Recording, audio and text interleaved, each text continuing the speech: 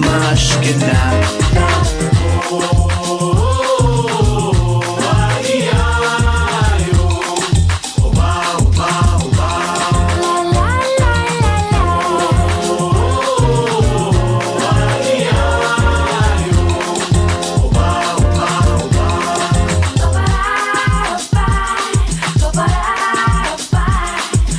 Sergio, play your piano.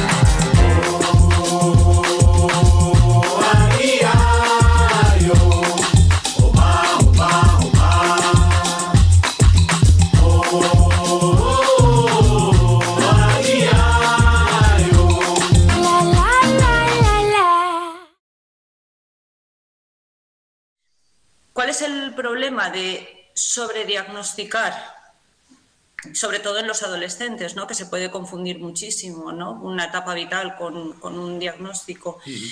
Que estamos psiquiatrizando a estos chavales y les estamos dando una idea falsa de muchas veces de cronicidad, de que no hay solución, de medicalizar. Es verdad que muchas veces vienen con esa demanda, ¿no? Con ¿qué me pasa? Y en la primera o la segunda consulta necesitan saber, tener un nombre de lo que le pasa, pero es que funcionamos un poco así, funcionamos por categorías, funcionamos con necesidad de ponerle nombre a todo. Y yo siempre intento ser muy cauta con los adolescentes sobre todo, ¿no? Y explicarles, estamos viendo ahora una foto de lo que está pasando. Vamos a esperarnos a ver toda la película. Mira, justo lo que estamos hablando, ¿no? Del tema de las películas. Vamos a esperarnos a ver toda la película, a ver lo que está pasando. Estás pasando por una mala época, estás pasando por una mala etapa. No le pongamos nombre a esto. Vamos a enfocarnos en ayudarte en lo que está sucediendo.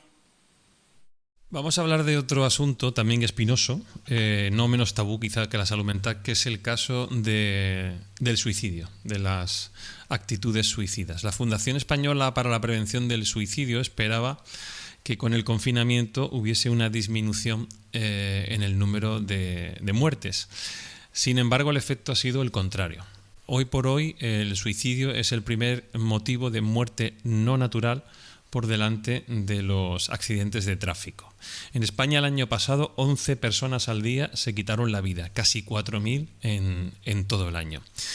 Y a estas alturas no hay desarrollado un plan nacional de prevención de conductas suicidas. La pregunta es fácil, pero la respuesta me temo que no. ¿A qué estamos esperando para meterle mano de verdad a este asunto? Y quizá otra más compleja. ¿Qué líneas básicas habría que trabajar para luchar contra esta lacra? ¿Quién empieza? Sira, por ejemplo.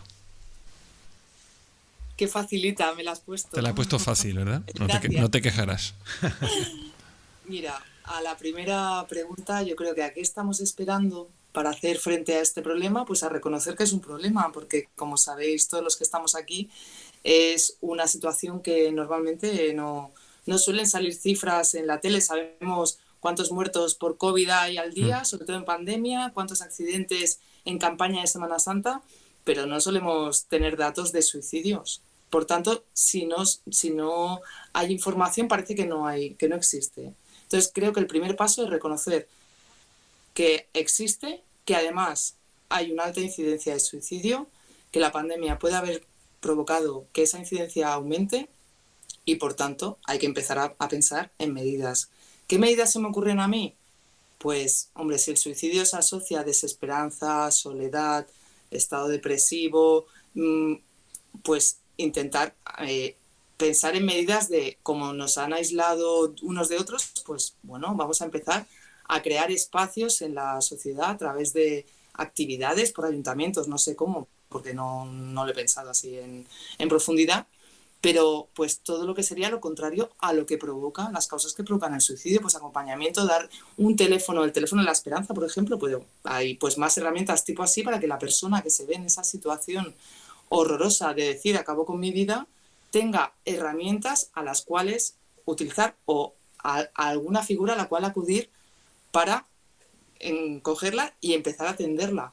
Y sobre todo lo que decía yo en el otro momento, si podemos hacer prevención del suicidio aunque no se haya dado el caso o a una persona que no se le haya pasado nunca por la mente, porque ¿quién está exento de una situación en la vida de que pueda llevarle a esa tesitura de decir no quiero seguir viviendo? Quiero decir, A ver, aquí en la Comunidad Valenciana, en junio del 2021, sí que se publicó un protocolo para centros educativos, precisamente pues para atender esto, ¿no? Para las conductas autolesivas y suicidio. Pero ¿qué pasa? Que claro, desde mi punto de vista no es publicar un protocolo, el profesorado está sin formar.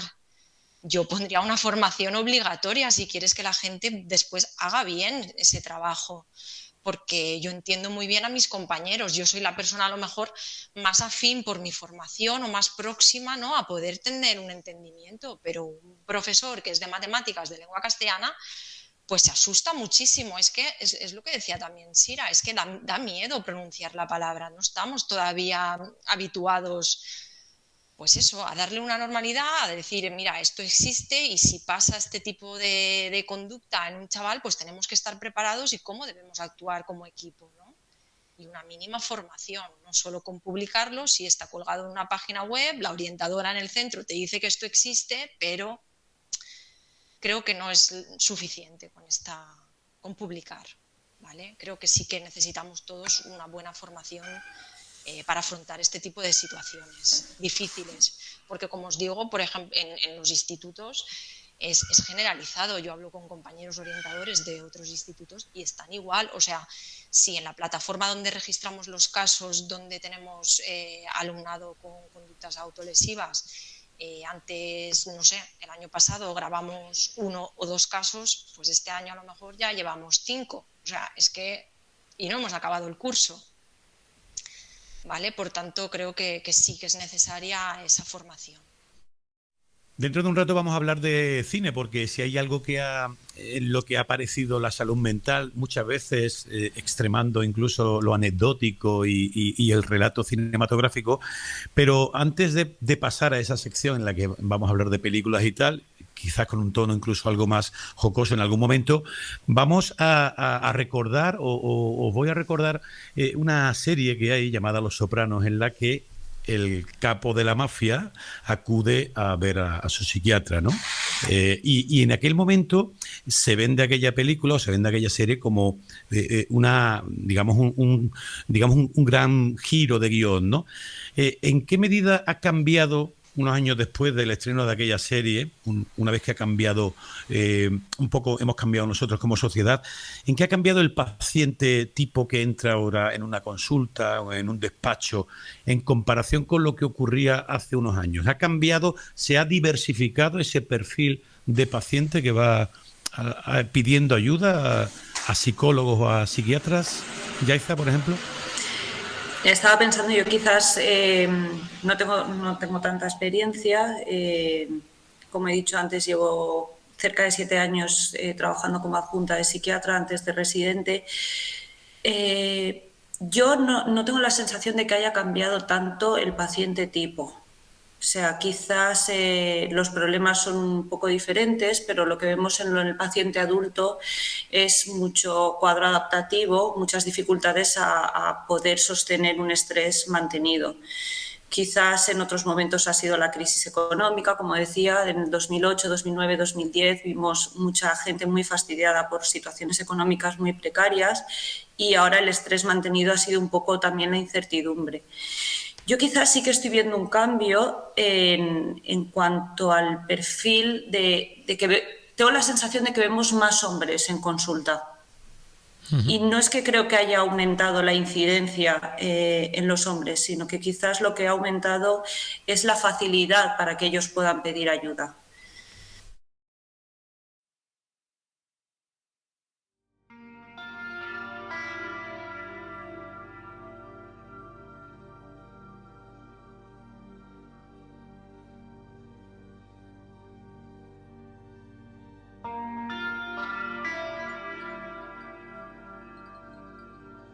Dicen que la genialidad y la locura van de la mano, y en el caso de la música no iba a ser menos. En Más que Nada, más que música.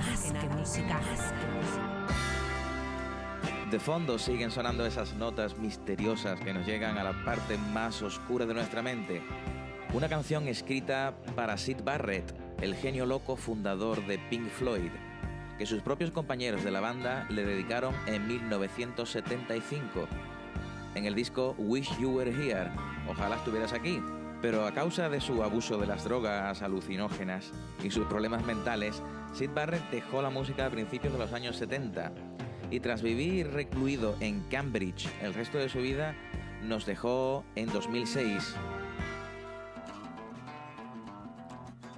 Otro artista que sufrió problemas mentales derivados del abuso de ciertas sustancias fue Peter Green, fundador de Fleetwood Mac. Cuenta la leyenda que en 1970, tras una fiesta en Múnich y tras consumir grandes cantidades de LSD, Peter Green nunca fue el mismo y solo unos años más tarde se le diagnosticó esquizofrenia. Nos dejó en 2020.